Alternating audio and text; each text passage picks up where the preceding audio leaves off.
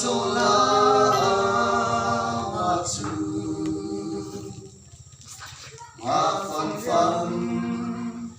ro bay đông lo vi ít chua đi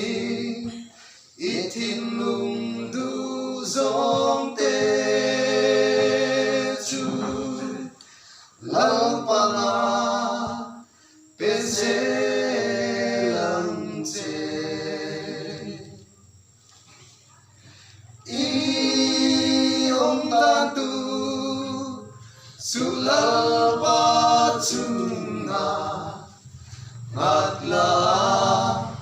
masuring la tiveka athutia rau pui taka chuain ngat seli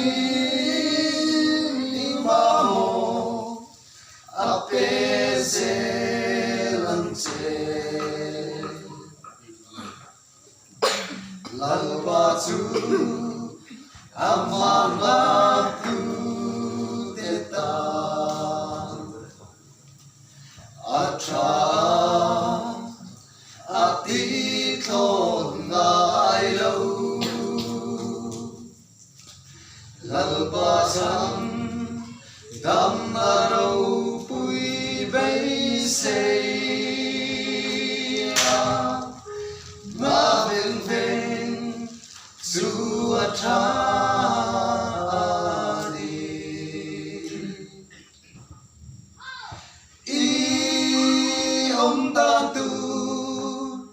sulal pa chunga ngatla masuring la tiveka athutia rau pui taka chuain ngat seli ape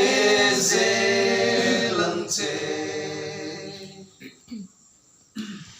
rei deu ma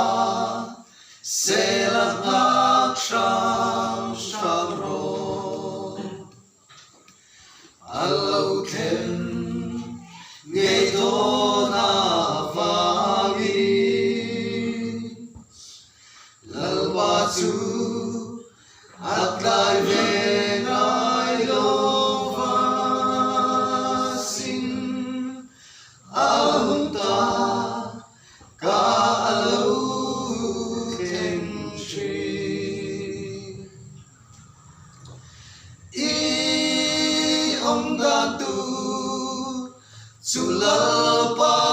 chunga ngatla masuring la ativeka athutia rau pui taka chuain ngat se